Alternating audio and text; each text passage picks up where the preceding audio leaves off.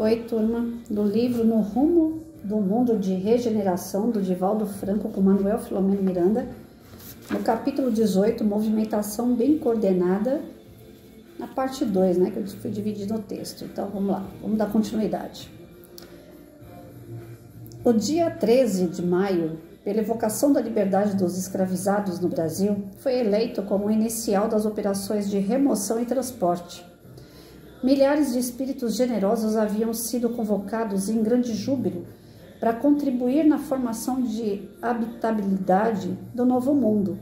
O ar fétido e asfixiante que antes pairava em todo o recinto, visitado por contínuas correntes de ar, diminuiu a sua intensidade e era comovedor o esforço de tantos obreiros trabalhando na construção da escola de regeneração, por enquanto em ambiente de tal ordem. No momento de levitação e do auxílio de uma maquinaria especial, podemos ver que o sol nascente não conseguia penetrar a massa compacta, com furnas níveis e desníveis que os doentes em si mesmo haviam consolidado através dos tempos. A movimentação gigantesca e a ação dos anônimos, edificando a escola de redenção dos equivocados, falavam-nos sem palavras sobre o reino de Deus que é edificado no coração. O primeiro bloco a ser removido do lugar fantasmagórico, lúbrico, era muito maior do que pensávamos e, em consequência, ficamos pasmados ante o espaço ocupado anteriormente, quase a perder de vista. As sombras que permaneciam sobre a área onde se projetara até há pouco possuíam um aspecto asqueroso e as bordas derramavam um líquido espesso, escuro e nauseante. Mais tarde, fomos informados que se tratava das emissões mentais que se transformavam, as ondulações, em líquido, processo inicial de condensação dos horrores mentais de cada qual, conforme sua conduta pessoal. A noite era quase sempre terrível. Naquela oportunidade, abrira uma clareira na nuvem densa, atingindo a camada extraída.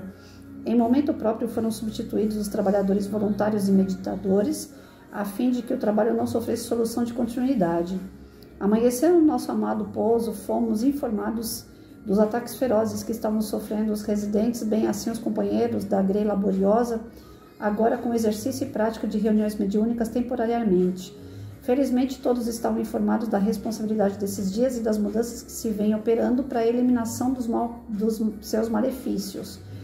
Em determinados momentos aplicava-se a programação como num campo de marimbondos cuja enorme colmeia se havia permitido adentrar. O nosso diretor programou uma atividade mediúnica com os elementos mais experientes para reforçar as defesas, como assegurar os residentes reencarnados ou não de que as mãos de Jesus movimentavam as suas. Os adversários que faziam parte da milícia foram dirigidos para o abrigo da fé e da caridade cristãs, com a finalidade de robustecer aqueles que dessem sinal de cansaço e fragilidade.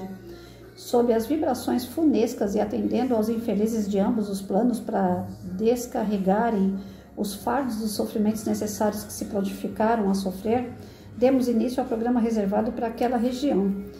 Os legionários sempre apostos foram destacados para acompanhar os devotados membros que se abasteceriam nos pensamentos.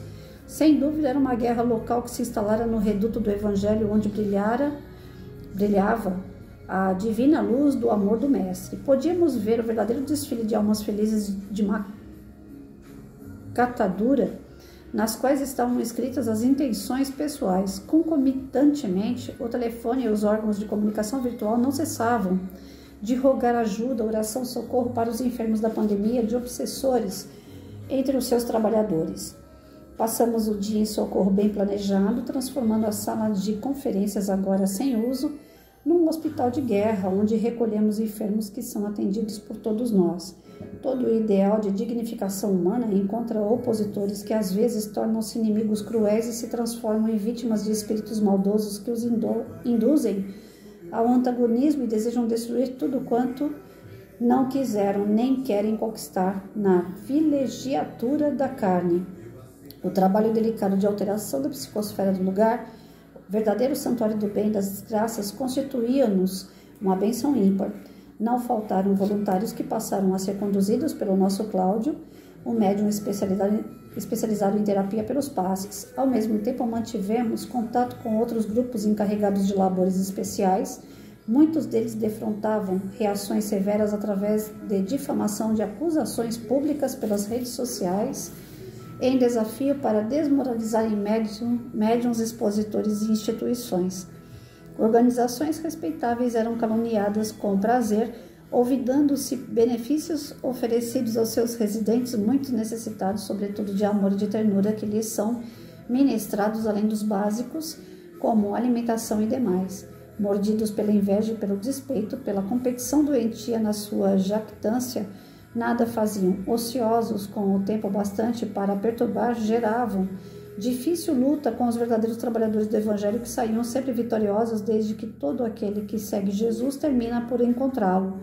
Reconfortado, vencedor do mal de que se livrou, adquire força e alegria no contínuo bom combate. Nesse Comenos, recebemos notícias de que muitos grupos pela América Latina estavam encontrando dificuldades inomináveis, qual ocorria na Europa. Necessitava-se de obreiros reencarnados que tivessem algumas informações da vida, além da matéria, para facilitar o delicado esforço de todos que estavam empenhados na grande operação. Em consequência, era mais expressivo o número de aderentes espirituais mais ou menos adaptados às atividades idênticas umas e parecidas a outras nas diversas comunidades espirituais correspondentes ao seu último berço na terra.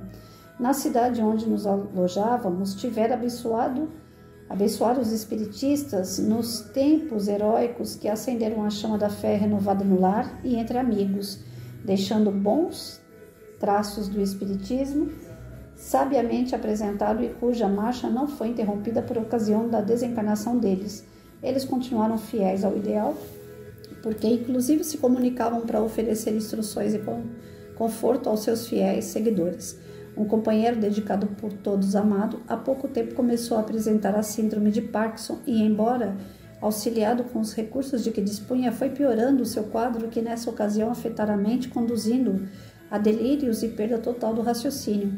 Mais recentemente, o seu distúrbio mental levou-o a dizer que estava sendo perseguido por um dos diretores da casa.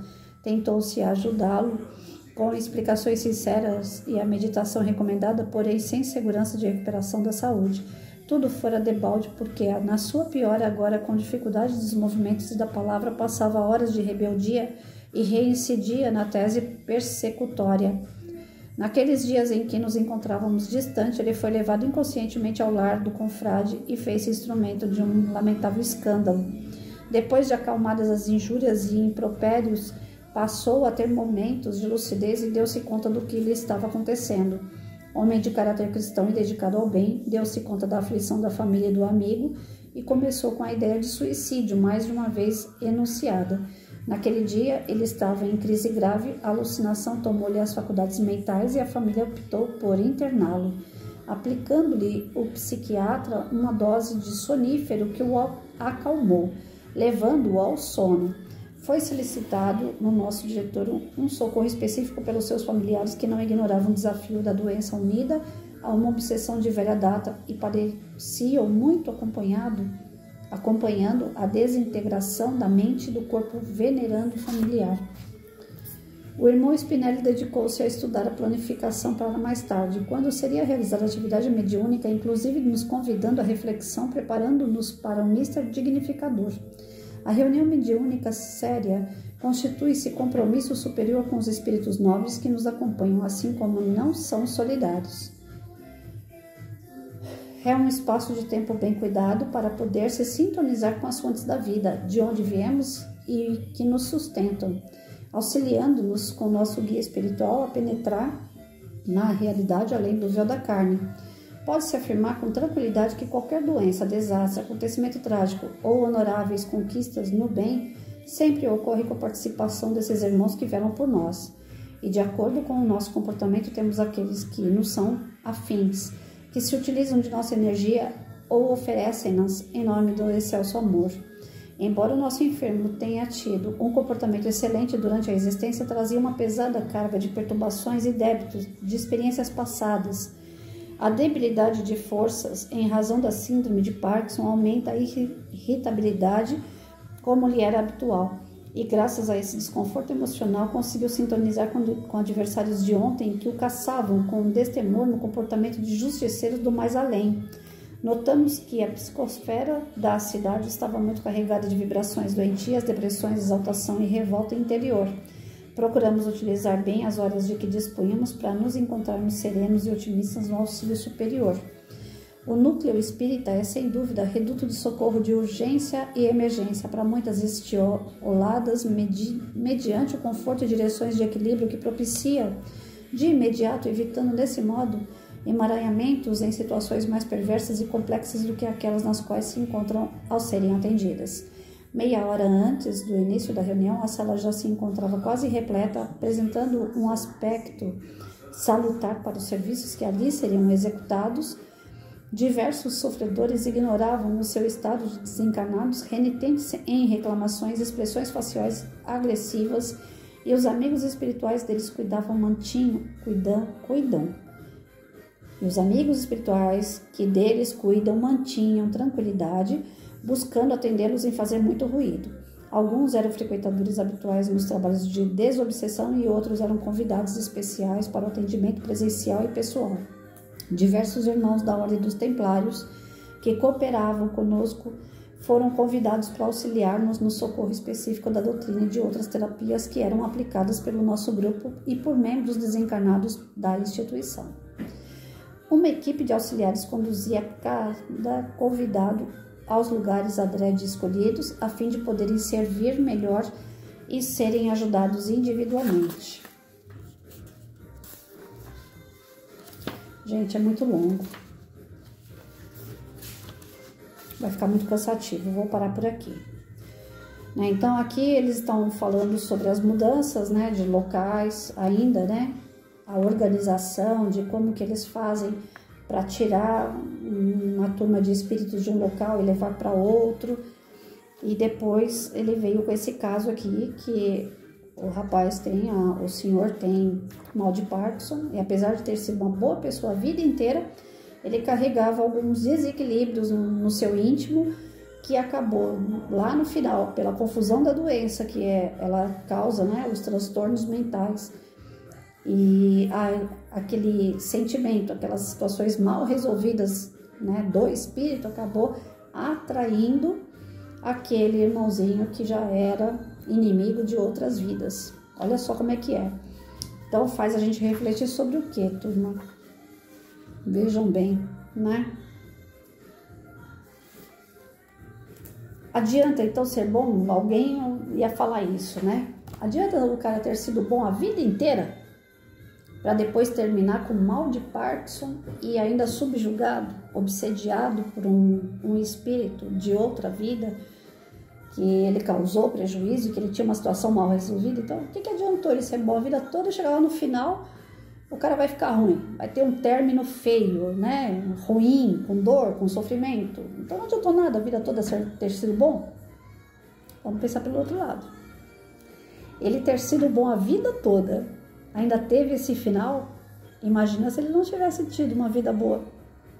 Uma vida boa que eu falo assim, sendo bom, praticado bem. Ele praticando bem a vida toda, ele terminou confuso, mal de Parkinson e ainda obsediado. Imagina se ele não tivesse sido. Existe, uma lenda aí, umas histórias, que falam assim, que o espírita é o cara que gosta de sofrer. Tudo para ele fala assim, ainda bem que eu tô sofrendo, tô pagando dívida. O espírita adora sofrer. Mentira, ninguém gosta de sofrer. Muito menos o espírita, que ele tem conhecimento de que ele está sofrendo, porque ele está devendo, Nós não gostamos de sofrer. Nós somos resignados, é diferente, Tem gente que fala assim, nossa, você não se importa com a sua doença? Eu falo muito dela, falo bastante. Mas não é a título de reclamar, é de alertar. Falar, gente, o bicho pega, Nós temos coisas que nós temos que pagar, que a gente tem que ressarcir danos. E o nosso corpo ele é utilizado para isso também, ele faz parte dos pagamentos, Então, eu não vejo a doença como minha inimiga, de verdade eu não vejo, Agora há pouco mesmo eu tive problema com o meu cartão de crédito, clonaram meu cartão, o banco bloqueou o cartão, e eu tive que pagar o Uber em dinheiro. Eu não ando com dinheiro. Aí, quando eu estava chegando aqui perto, eu falei para ele, falei, rapaz, eu vou ter que entrar em casa para ver se eu tenho uma nota lá dentro, que eu não ando mais com dinheiro, né? E se eu não tiver, eu vou ter que te mandar um Pix, alguma coisa nesse sentido. Mas na hora do nervoso, que o banco tinha bloqueado meu cartão, eu podia ter colocado lá Pix, é que eu não vi essa alternativa lá no Uber, né? Eu coloquei em dinheiro, mas depois vim no caminho pensando, falei, eu não vou ter esse dinheiro para pagar, como é que eu vou fazer? Eu não ando com dinheiro, mas por Deus, olha que fazia tempo, mas muito tempo, tinha uma nota de 20 reais lá no meu guarda-roupa. Enfim, esse dinheiro estava jogado no meio de uma blusa minha lá, e eu demorei aqui dentro para poder levar o dinheiro pro rapaz. Aí eu falei para ele assim, você me desculpa a demora, porque eu ando devagar, né? Eu tenho poliomielite, eu não consigo andar rápido. Mas era meia verdade, porque a outra verdade é que eu não sabia onde tinha dinheiro, eu tava procurando e achei dentro de uma blusa, dentro do guarda-roupa. Era um troco de alguma coisa de muito tempo atrás, blusa de frio. Faz quanto tempo que a gente não tem frio?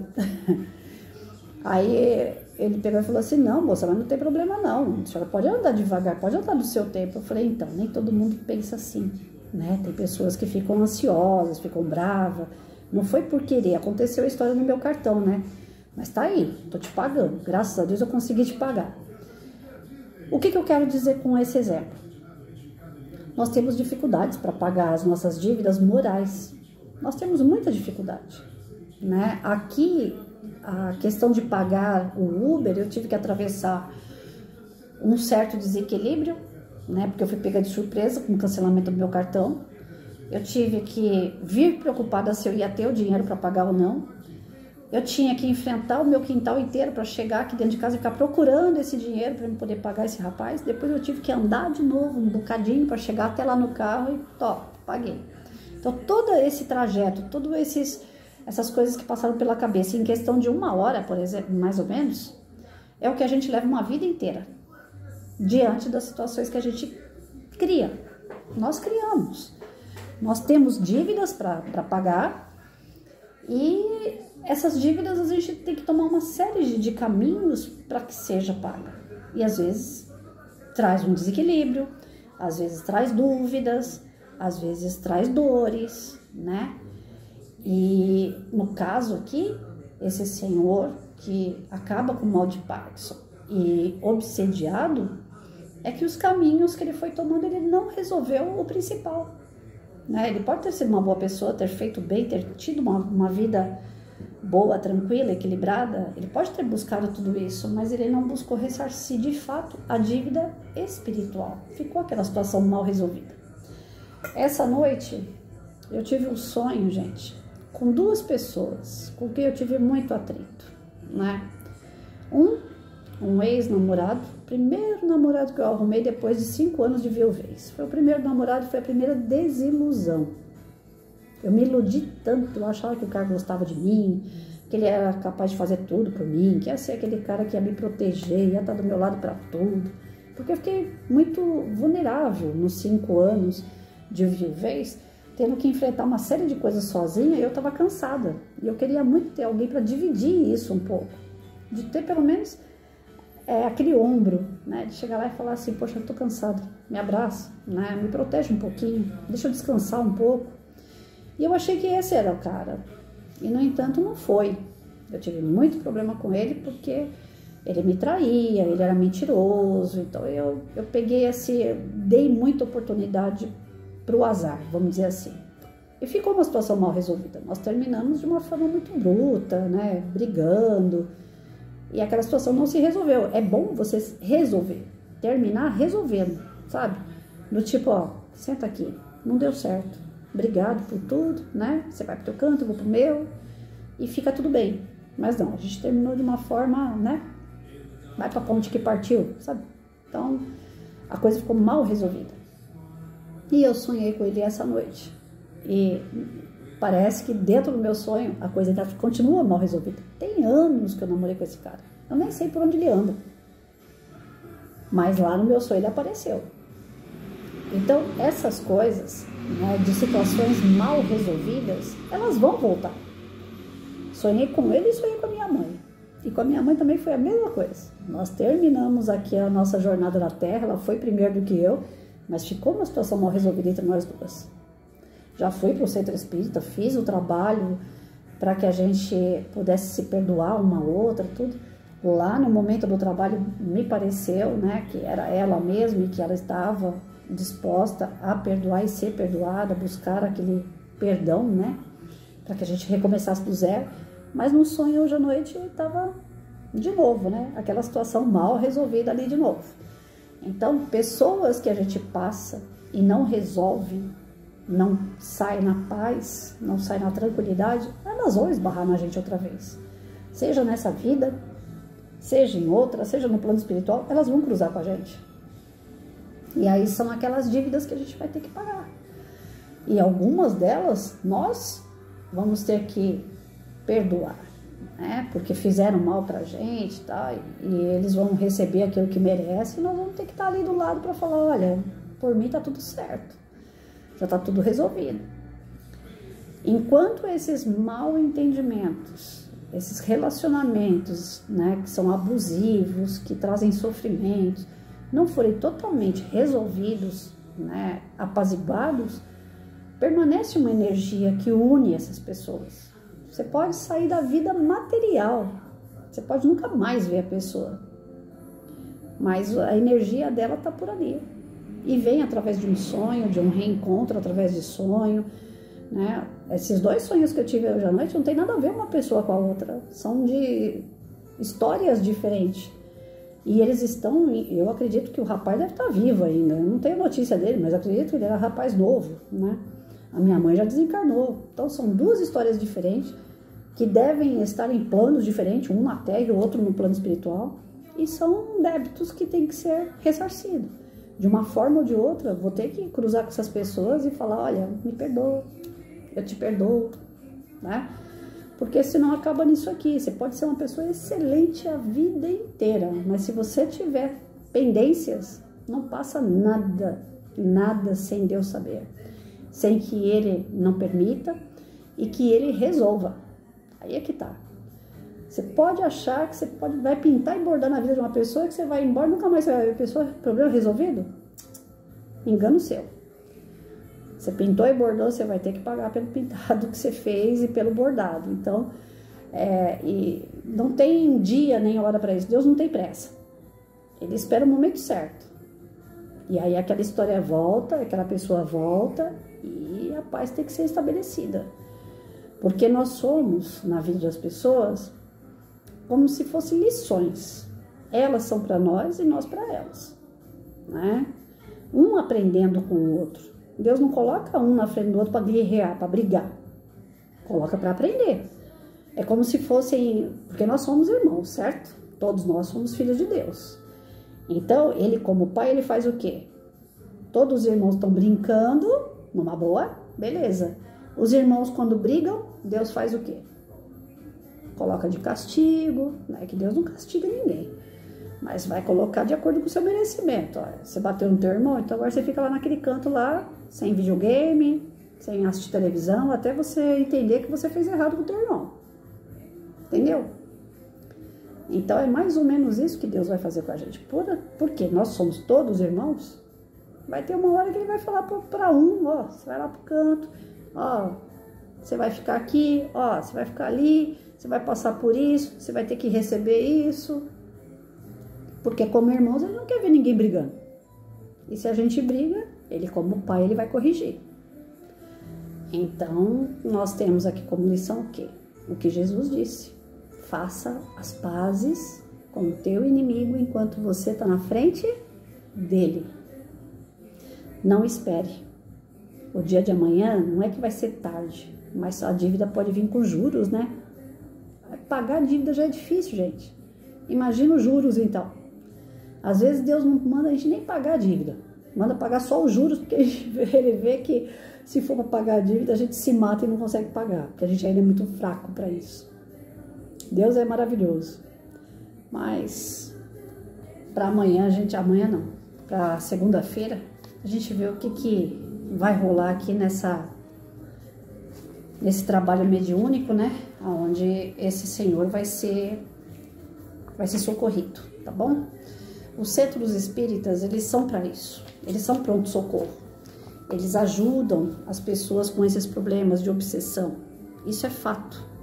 Nós podemos procurar o centro, pode pedir para afastar um espírito que está ali guerreando com a gente, brigando com a gente, perseguindo a gente? Pode, mas vai do merecimento de cada um. Se realmente chegou o momento de tirar aquele irmão do lado da gente, né? Se a gente consegue fazer as pazes, o centro espírita ele serve como um mediador, né? Quando você briga na escola, não tem lá agora uma nova profissão que é o mediador? Aquele cara que pega para conversar com o professor, com o aluno, com os dois alunos, com os dois professores, para tentar fazer as pazes, né? O centro espírita ele serve como mediador entre os dois mundos, né? E às vezes até entre os que estão aqui mesmo. Eu já cansei de procurar centro espírita para falar, pelo amor de Deus, me ajuda aqui com a pessoa que está do meu lado, porque eu não estou conseguindo, né, chegar num comum acordo com ela. Então o centro espírita ele ajuda bastante nisso. Mas tem gente que sai falando mal, né? Fala, o centro espírita não presta, eu fui lá, tentei tirar o obsessor de mim, que nada, o cara tá aqui ainda. Ou eu fui lá fazer as pazes com uma pessoa, mas não consegui. Depende muito de cada pessoa, se é merecimento, se essa pessoa tá fazendo por merecer, como eu digo, né? Se chegou o momento mesmo de quitar aquela dívida, se Deus acha que tirando o obsessor, ambos vão aprender melhor, longe um do outro, ou é necessário que um fique perto do outro para que a dor se faça e, através da dor, o ensinamento, o aprendizado. Mas o centro espírita vocês podem procurar, né? Tá lá para isso. As portas do centro é sempre para bem receber, para que a gente possa auxiliar, para a gente auxiliar e ser auxiliado, tá bom? Graças a Deus, ela funciona para isso. O centro espírita nenhum vai fazer as coisas tudo por vocês, mas é um auxílio, é um caminho. E assim como tem o centro espírita, tem aqueles encontros de casais, né? Em igreja evangélica, igreja católica, tem o padre que, querendo ou não, se for um cara sério, na hora que você vai confessar para ele, isso ajuda bastante. Você falar do seu problema para as pessoas ajuda a esvaziar o pote. E quando esvazia o pote, você está apto para encher de novo, né? Então é importante você procurar ajuda. Toda vez que você sente que está tendo algum problema com outras pessoas, que você não está se dando bem, que está tendo desequilíbrio, dor, sofrimento, angústia, abra a boca, vá procurar alguém. Não fique calado, só aguentando, não, porque o calado ele ganha na razão. Realmente, você não ficar esbravejando, brigando, né, discutindo com alguém, você ganha na razão, isso é fato. Mas você ganha uma doença também, porque fica tudo guardado lá dentro. Então não guarde não, tente passar isso adiante, para que outras pessoas saibam e possam te ajudar também, tá bom? Segundo, a gente dá continuidade nesse daí. Fiquem com Deus, bom final de semana.